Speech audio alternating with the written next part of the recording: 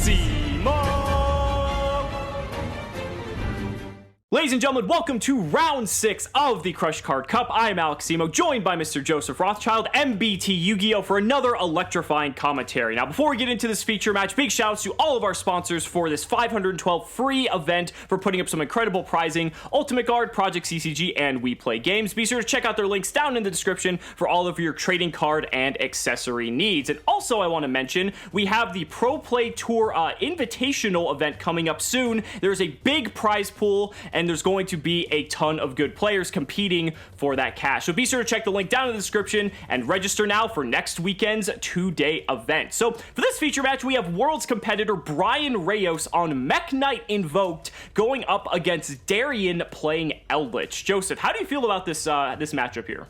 We were talking just a little bit at the beginning, before we were recording, about Mekk-Knight Invoked. I'm of the mind that it's the third best deck in the format. This deck is so robust. It has a huge amount of power plays and some very interesting Verte Anaconda targets that I hope we get to see over the course of this game. So, it looks like we're going to have Darrien just kicking things off here, as he should. Mekk-Knight Invoked is notoriously known for going second because it just plays an arsenal of going second cards to just break the opponent's board and OTK. But ending on a Golden Lord in set 3 is pretty much exactly where you want to be if you are Eldlich, so you can't really complain, especially after you fire off a Pot of Extravagance. Let's see how Brian navigates this board. Well, Battle Phase declaration is pretty good. Looks like we're going to activate Conquistador right now. To get it onto the field, I think, before the inevitable activation of Evenly Matched, which is going to, at the very least, do less. Right. And so now we're going to see Evenly Matched is going to trigger here. We're going to banish both a Vaquero and a Conquistador, and we're going to have that one set card in the back row remaining. Brian won't be doing any OTKing this turn, but we have a Magical Meltdown, so he'll be able to set up pretty nice against Darrien's only 3-card board at this point, and we're going to see how far Brian can take this. Yeah, Evenly Matched in this position, very good. Extremely heads up from the Eldlich player, by the way, keeping the Eld land in the graveyard instead of banished, at which point it becomes completely unusable.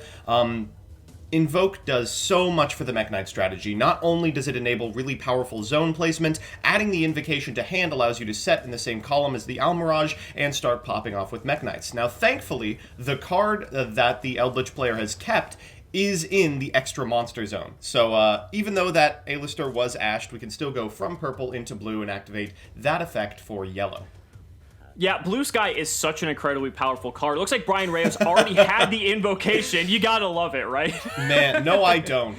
This is how you separate the good Invoked players from the bad Invoked players. The good ones just draw Invocation.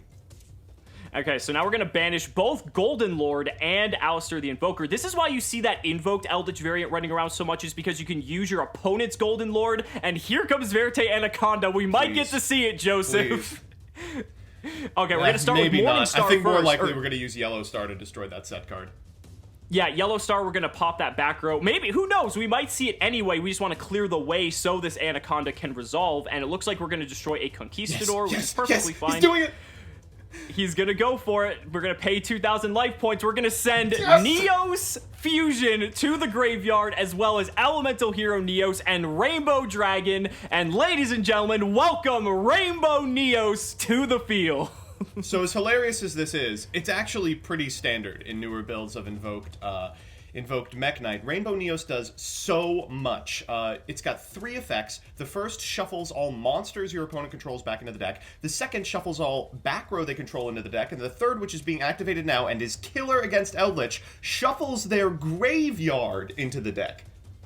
I think what's so incredible about this is so many people are hyping up Anaconda for Dragoon, right, which we're going to be getting in several months from now, but having an option like Rainbow Neos for essentially what the same cost as you would commit to playing Dragoon in your deck, playing these 3 bricks essentially, but this is an incredible payoff against Eldlich specifically, because one of the biggest issues with the deck is that all their stuff triggers in the end phase and they pretty much never lose advantage, but by shuffling all those cards into the deck, Rainbow Neos completely nullifies it, and now Darrien's going to be pretty far behind here. And of course, Rainbow Neos has applicable interactions against every major deck. You can get the block dragon out of the way, regardless of if it's on the field or in the graveyard. You can tuck a Salamangreat player's graveyard, a Dinosaur player's graveyard that has a Miscellaneous Source. The interactions are endless, and going second, it's got 45,000 attack.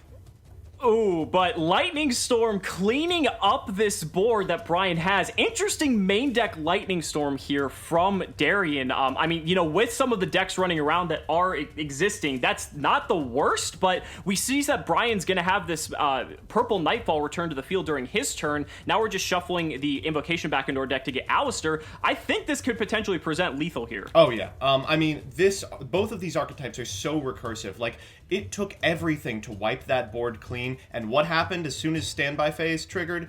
The purple comes back, we activate Invocation, and we're on a negate once again. I mean, even if this isn't literally the end of the game, it is all but the end of the game. We get to add a blue sky here, that purple dodges removal for the next turn, and we can negate anything our opponent goes for. Right, and since our opponent's only drawing a single card, Mekka can negate it, and we're going to see Darrien concede that game 1. Going into game 2, man, I just love that Rainbow Neos is actually a, like, meta threat, that people are actually considering playing this card, something that would be a gigantic meme, but actually has application for the current format. Yeah, Neos Fusion isn't exactly the brick that Red Eyes Fusion is, by the way.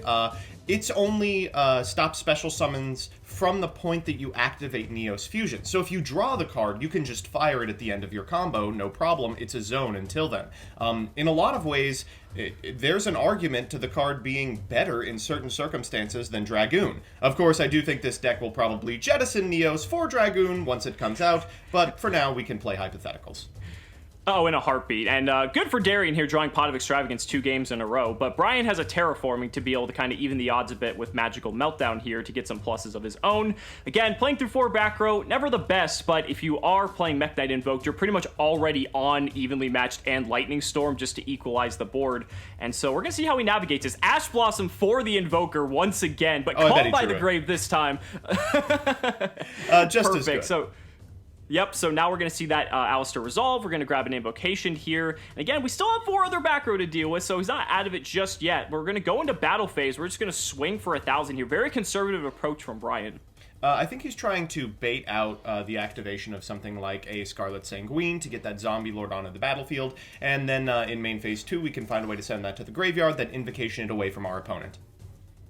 So here we go. We're going to link off that Alistair for Almirage. We're going to see an immediate call by the grave. Yikes. We're not going to be playing around with that Alistair at all. Maybe a little bit preemptive, but I mean, I can understand also just wanting to ensure that you're not having any of it with that card. Yeah, I think the activation of Called by the Grave here is to prevent a zone from our opponent, but we know they have the Invocation in hand. They can just go over to the extra monster zone with Secure Garden if they so desire. I don't know. Regardless, it is going to be enough to end the turn. Yep, so we're going to set 2 here. Cursed Eldland off the top for Darrien, and this is where things can start really going his way. We're going to get a second copy of Golden Lord, and now we're going to just dump the card in our hand as well as the Golden Lord, send Secure Garda to the graveyard, and we're going to DD Crow that Golden Lord, but Darrien has the Solemn Strike for that Crow, but Brian has the Solemn Judgment for the Strike. Oh my god! Oh, wow! And then he concedes! Oh my, what was that, a Chain Link 6? Does conceding use the chain? Wow, that was something. For what it's worth, Brian Rayos completely correct. If that chain was allowed to resolve the way that the Eldlich player wanted, that is the end of the game for him. Effectively, but wow, I mean, look at Darrien having the answers, and look at Darrien having Pot of Extravagance 3 games in a row. Teach me your ways. This is what separates the good Eldlich players from the bad ones, right? Yeah. This for sure, and the ability to draw Cursed Eldland off the top. Ooh, a shared ride set. Yeah, looks like we got a little sneak peek at one of the set cards there being Shared Ride. Interesting side deck pick here from Darrien. Yo, I like it. You're adding cards to the hand with purple, with Alistair, with Meltdown. Ooh, Lightning Storm, very good against these two. It is good, but Shared Ride will be a lingering effect, so Darrien at the very least is going to kind of deter Brian from advancing a board to any ridiculous degree. But now we're going to see, we see an activation of Wakero, but it does still destroy it with Lightning Storm because it is still technically a trap card. So I think a bit of a misstep from Darrien there. He could have just let that be destroyed and then could have resolved it in the end phase to get a replacement card. Maybe just unfamiliar with how that works, but that's perfectly fine. But now we're going to see Meltdown. Brian just not really caring too much about being able to set up here. Ash Blossom, 3 games in a row for the Alistair. You tell me, Extrav Ash in the opener against the Invoker deck every single time? Well, Brian's had the answer twice now. Let's see if he's got it a third time. Did he draw the Invocation? Well, it looks like we're setting up a column here, and there's Purple Nightfall, so at the very least, we're going to have a floating Nightfall for the following turn. We're going to hit in for 3,500 damage here. Again, not, lethal, but definitely puts a bit of a clock on Darrien's perspective. And wow, Brian's just going to pass the turn. Yeah, this is odd. I think I probably would have not activated the Hakero just to activate the effect at the end step, get access to the Golden Lord.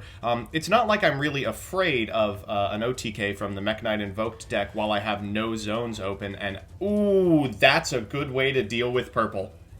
Yeah, Gamma Seal on the Purple Nightfall, and now a Cosmic Cyclone follow-up to hit the set evenly match from Brian, just trying to, just at the end phase, if Darrien was just going to be setting up, he could have tried to blow him out with that. But now we have Pankratops to not only deal with this Gamma Seal, but then can also pretty much keep the Secure Guard at bay. Obviously, we're going to be using that for any sort of other link material, I imagine. But now we have 2 sets, a Pankratops, and with Brian Rayos only having 2 cards in hand, drawing to 3, things are not looking too good here.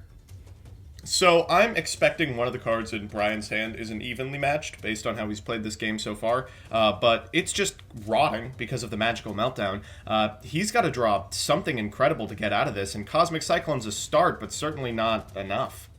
Yeah, so we saw Darrien set the Elixir of the Scarlet Sanguine in the column closest to Pankratops, and so now we're going to see what we hit here, and it's another copy of Scarlet. Oh my god. Are you kidding me? Oh, all right, That's okay. rough. Okay, well, all so the chips now are on the table.